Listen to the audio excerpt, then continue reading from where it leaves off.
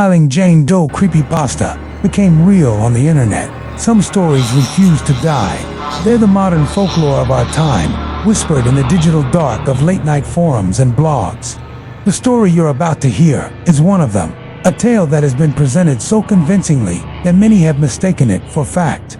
It's a case you won't find in any official police records because, as law enforcement will tell you, it never actually happened. But for a dedicated group of online investigators within the story, the legend of the smiling Jane Doe felt all too real. This is the story of how a bizarre fictional cold case, born as a creepypasta, unraveled into something far more sinister and seemingly clawed its way into our world. The legend begins on October 23, 2008, deep within the sprawling Okanagan-Wenatchee National Forest in Washington State. A pair of hikers supposedly stray from a marked trail. That's where they find her, nestled in a shallow ravine and partially hidden by autumn leaves, the body of an unidentified woman. According to the tale, the authorities had almost nothing to go on: no ID, no belongings, no signs of a struggle. But there was one profoundly disturbing feature that would define the story. Her face was fixed in a wide, serene, and deeply unnatural smile. The case went cold, a local ghost story at best, until a fictional group of online sleuths discovered something the police had supposedly missed, something that suggested she wasn't just a victim, she was a warning. Section 1. The Discovery and the Dead End. According to the accounts pieced together from this internet legend, the initial discovery of the Okanagan Jane Doe was baffling for the fictional investigators. The story says the woman, estimated to be in her late 20s, had no discernible cause of death. There were no wounds, no signs of trauma, and toxicology reports came back clean. She was simply gone. She was dressed in a plain gray hoodie and jeans, which were described as being oddly clean for the forest. Her fingerprints matched no database, and her dental records were perfect, offering no clues. For the investigators in the narrative, the scene was a paradox. It lacked any evidence of foul play.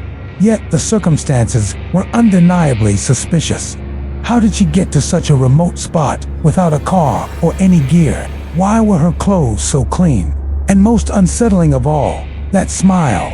It wasn't described as a pained expression or the result of nerve damage. Allegedly leaked coroner's reports, part of the fiction, described it as serene and symmetrical, as if she had died in a state of unnerving joy. The local media in the story briefly covered the discovery, dubbing her the smiling Jane Doe, but with no new leads. Interest faded. Fictional facial reconstructions were released, showing a woman whose kind eyes seemed to clash with her fixed, unnerving smile. The images circulated, but no one came forward. Without a name or a cause of death, the case was officially shelved. For 6 years, this Jane Doe was a ghost, her story relegated to the back pages of old newspapers. She was an enigma, a puzzle with no solution. But on the internet, puzzles are an invitation. Section 2. The internet gets involved in the fall of 2014. The legend found a second life where so many stories do. A Reddit thread on unresolved mysteries. Within the narrative, a new user named Kane_Abelard created a detailed post titled "The Baffling Case of the Smiling Jane Doe of Okanagan." This fictional user claimed to be from the area and said he was haunted by the case. The post laid out all the sparse details of the legend: the location, the date, the lack of evidence, and of course, the smile. The post, as the story goes, gained huge traction. For the amateur detectives on the forum, it was the perfect mystery, a complete blank slate. The lack of official progress wasn't a dead end. It was an open door to other users. A data analyst named Viridian and another called Protocol_7, who was skilled at digging through the deep web, joined the fictional investigation. Together, this trio formed the core of a sprawling, collaborative effort, all within the creepypasta's plot. Viridian reportedly used satellite imagery to analyze the site, noting the ravine wasn't easily accessible. Protocol_7 cross-referenced the discovery date with local events. Kane_Abelard acted as the narrator, compiling their findings. For months, Their investigation felt like it was making progress. They thought they were just trying to give a forgotten woman her name back. But as they dug deeper, they were about to find that this wasn't just a cold case. They had stumbled into a story that had been written long before that Jane Doe was ever found. Section 3. The rabbit hole deepens. The turning point in the story came not from a police file, but from a forgotten corner of the internet. It was Protocol_7 who supposedly found it, buried on an old horror fiction forum from the late 1990s. The post was a short, first-person story titled simply Smiley. The story was classic early internet creepypasta. It told of a cursed entity that hunted those who learned its name. The entity didn't kill its victims violently. Instead, it would pursue them, appearing in their peripheral vision, driving them mad with paranoia. The story ended with the victim finally giving in, walking into a remote, wooded area, and simply stopping. The final line of the creepypasta was, "They will find you in the woods, but they will never know what happened. All they will see is your smile, the one I gave you." The smile of release. The parallels were chilling, but the fictional investigators first dismissed it. Then, Kane_Abelard pointed out the date the creepypasta was posted. October 23, 1999. Exactly 9 years to the day before the smiling Jane Doe was discovered. The coincidence was too perfect. The team began treating the smiley creepypasta not as a story, but as a potential blueprint. And that's when the rabbit hole truly opened. Viridian started analyzing the text of the creepypasta and found a short, nonsensical string of characters, which the author called the entity's name.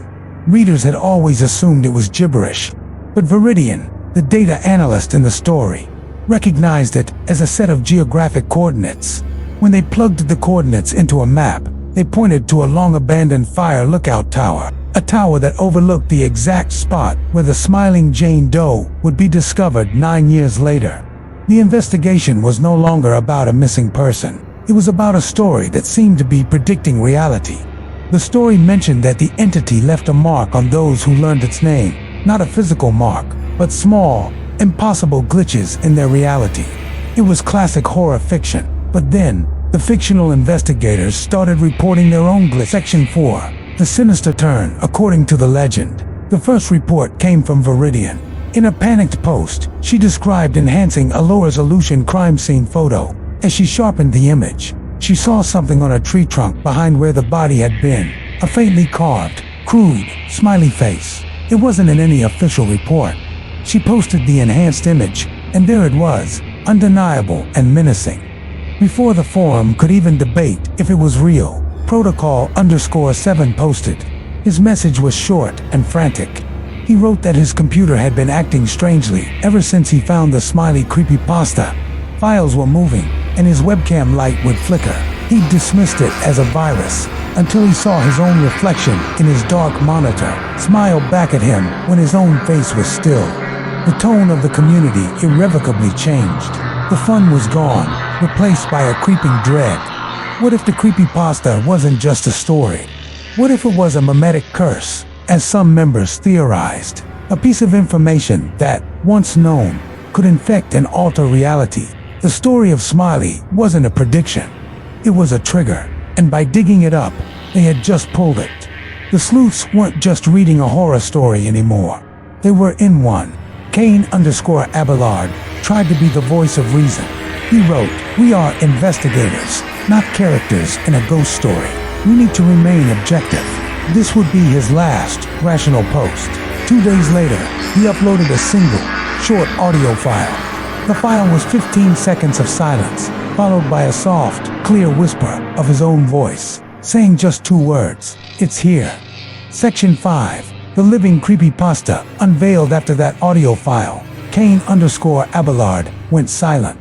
His Reddit account and all other online profiles went dark. Panic set in. Viridian and Protocol_7 frantically tried to contact him, but got no response. In the story, the glitches became more aggressive. Viridian posted screenshots of her work computer, where file names were being replaced with the word "smile." Protocol_7's posts grew paranoid, describing a tall, thin figure watching him from his dark hallway. He posted a grainy photo of the hallway showing nothing, but thousands who enhanced it claimed to see a pair of faint, glowing eyes in the dark. The investigation had morphed into a real-time horror show. The online sleuths who were once hunters were now the hunted. They had learned the entity's name, found its mark, and now it was coming for them, just as the story promised. Viridian was the next to disappear from the narrative. Her final post was a link to a live feed from a public traffic camera in her city. For hours, nothing happened. Then, in the early morning, a figure in a gray hoodie walked into the center of the empty intersection and turned to face the camera. Even in the grainy footage, her expression was unmistakable, a wide, placid, unnatural smile. She stood there for 7 minutes before the feed cut out, and Viridian's accounts went silent. Now, only Protocol_7 was left. His final communication was a direct message to a forum moderator. It read, "It's not a ghost, it's not a demon, it's a story, and it needs an ending. It told me how. Don't look for me. Don't look for any of us. Let the story die. Please." The next day, his accounts were deleted. Kane_Abelard Viridian and Protocol_7, the heroes of the story, were gone. The original Reddit thread, being part of the fiction, was eventually deleted by moderators in the tale. But the story didn't die. It was copied and reposted, and today it exists as one of the web's most terrifying modern legends, a testament to how easily the line between fiction and reality can blur online. The case of the Okanagan Jane Doe is, officially, a work of internet horror fiction.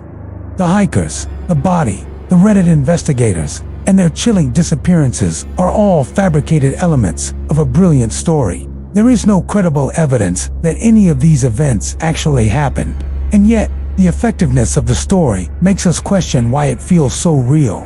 What happened to the fictional investigators is clear. They became part of the horror. But the real question is, why are we so drawn to these digital ghost stories? The legend of Smiley has a final, chilling rule.